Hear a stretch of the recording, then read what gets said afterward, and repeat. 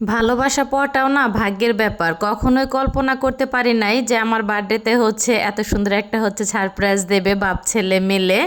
তো গেল কালকে হচ্ছে আর কি আমার বার্থডে ছিল। তো সকালবেলা যখন আমার হাজব্যান্ড হচ্ছে বাসা থেকে বেরিয়ে যাবে তখন দেখলাম দুই বাপ বেটা হচ্ছে ফুসুর ফুসুর করতেছিল। তো আমি জিজ্ঞাসা করার পরে শুধু আর কি দুজনে হাসতেছিল, কেউ আমাকে কিছু বলেই নাই। পরে দেখি যে ছেলে হচ্ছে আমার জন্য একটা কেক নিয়ে আসছে। পরে রাত্রে হচ্ছে আমার হাজব্যান্ড আসার পরে একসাথে মিলে হচ্ছে আর কি কাটলাম। তো দেখা যাইতেছে এত সুন্দর একটা গিফট হচ্ছে আর কি পাইলাম আমি, এর জন্য অসংখ্য ধন্যবাদ হচ্ছে আমার হাজব্যান্ড এবং হচ্ছে আমার ছেলে একে।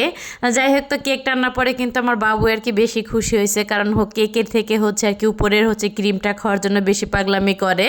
অনেক অনেক পছন্দ হচ্ছে ওর উপরের ক্রিমটা। তো হাত দিয়ে আর কি বারবার হচ্ছে ওই ক্রিমটাও খাইতেছিল, একটা পিসও হচ্ছে কেকটা খায় নাই। আর কেকটা দেখতে কিন্তু অসম্ভব সুন্দর, সাথে কিন্তু অনেকটা হচ্ছে মজা ছিল আর কি কেকটা। আর সেই সাথে দেখেন এই যে আর একটা ভালোবাসা, এটা হচ্ছে আর কি আমাদের কারখানার হচ্ছে আর কি কারিগর, সে হচ্ছে গ্রামের বাড়ি থেকে আসার সময় ওর মা আর কি পিঠা বানাই দিছে। পরে হচ্ছে এতগুলি পিঠা আর কি বাসায় পাঠাইছে। তো যেহেতু আর কি আমি মিষ্টি লাভার, তো অলরেডি কিন্তু একটা পিঠা হচ্ছে আর কি আমি খেয়ে ফেলছি। আর এই তো এই পিঠাগুলি হচ্ছে আর কি বেড়ে রেখে দিলাম। আর এই তো এইগুলি কিন্তু আর একটা হচ্ছে ভালোবাসা, আজকে শুধু ভালোবাসার গল্পই করি। এটা হচ্ছে আমার হাজবেন্ডের হচ্ছে আর কি পরিচিত একজন, সে আর কি হচ্ছে আর তার বাড়িতে হচ্ছে এই সিম এবং হচ্ছে লাউ আর কি লাগাইছে। তো বেশ কিছুদিন ধরে মনে বলতেছিল যে আমাদের বাড়িতে প্রচুর পরিমাণে সিম এবং হচ্ছে লাউ আর কি ধরছে, আমি হচ্ছে নিয়ে আসব। পরে তো কারখানায় হচ্ছে লাউ, তারপরে সিম আর হচ্ছে অনেকগুলি আর কি লাউ শাকগুলি আর কি দিয়ে গেছে। তো রাতে হচ্ছে আর কি আসার সময় নিয়ে আসছে। আর সিমগুলি কিন্তু অনেক ভালো ছিল, বিসিয়ালা সিম। আর বিসিয়ালা সিম কিন্তু ভাজলে অনেক কিন্তু মজা লাগে খেতে। আর লাউগুলি হচ্ছে মনে হয় হাইব্রিড আর কি লাউগুলি কিন্তু অনেক সুন্দর ছিল। আর লাউগুলি দেখে তো আমার হাজবেন্ড আমাকে বলতেছিল যে লাউ দিয়ে কিন্তু হচ্ছে টাকি মাছ রান্না করবা। তো যেহেতু আর কি সে আর কি বলছে, তো ফ্রিজে কিন্তু হচ্ছে টাকি মাছ ছিলই। তো ভাবলাম আর কি টাকি মাছ দিয়ে হচ্ছে লাউটা আর কি রান্না করে ফেলি। আর এই যে টুনটুনি বুড়ি হচ্ছে যখন আর কি ফ্রিজ আমি খসাবো, আমার আগে হচ্ছে তারই আর সব কিছু আর কি ঘুরে ঘুরে দেখতে হবে। যাই হোক, এই ফাঁকে কিন্তু হচ্ছে আমি লাউটা সুন্দরভাবে ডোম করে একটু মোটা সাইজ হচ্ছে আর কি কেটে নিচ্ছি। আর লাউটা যেহেতু আর কি হাইব্রিড ছিল, একদমই তরতাজা, একটু আর কি মোটা মোটা করে হচ্ছে আর কি কাটছি।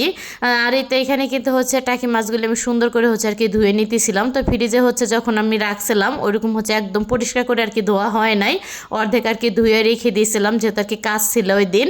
আর এইখানে কিন্তু প্রায় হচ্ছে 1 কেজির মতন হচ্ছে আর কি টাকি মাছ। যাই হোক, এদিকে কিন্তু মশলাটা সুন্দরভাবে হচ্ছে আমি কষিয়ে নিতেছিলাম, কারণ টাকি মাছে কিন্তু সুন্দরভাবে মশলাটা কষিয়ে নিতে হয়। আর আমার কাছে মনে হয় যে মাংস রান্না বা হচ্ছে টাকি মাছ রান্না পারফেক্ট মশলা না হলে মনে হয় যে খাওয়া যায় না। যেহেতু হচ্ছে আর কি বড় সাইজের হচ্ছে টাকি মাছ, এর জন্য একটু বড় বড় পিস করে হচ্ছে ডোম করে আর কি আমি কেটে নিয়েছিলাম। আর এই তো সুন্দরভাবে মশলার সাথে উল্টিয়ে পাল্টিয়ে নেড়ে চেড়ে তো হচ্ছে ঢাকনা দিয়ে ঢেকে তো হচ্ছে আমি বেশ কিছুক্ষণ কিন্তু আমি রান্না করে নেব। আর এর মাঝে কিন্তু হচ্ছে মাছটা কষানোর পরে আমি ঝোলের জন্য হচ্ছে পরিমাণ মতন পানিও দিয়ে দিয়েছিলাম। আর আমার হাজব্যান্ড যেহেতু আর কি কষানো হচ্ছে টাকি মাছ তার অনেক পছন্দ, তো কয়েক পিস আর কি উঠিয়ে আমি রাখতেছিলাম এখান থেকে। আর বাকি অর্ধেকটা দিয়ে হচ্ছে আর কি লাউ দিয়ে আমি রান্না করব। আর আমার কাছে মনে হয় যে টাকি মাছ কিন্তু অনেক মজার একটা মাছ, যারা হচ্ছে আর কি খাইতে পছন্দ করে আমার কাছে মনে হয় যে তাদের জন্য আর কি অনেক পছন্দের একটা মাছ। আর ওই চুলায় কিন্তু হচ্ছে লাউটা আর কি আমি সেদ্ধ করে নিয়েছি। আর লাউটা তেমন সেদ্ধ হইতে অনেকটা আর কি সময় লাগে নাই, মনে হয় যে কয়েক মিনিটের ভিতরে আর কি সেদ্ধ হয়ে গেছে লাউটা।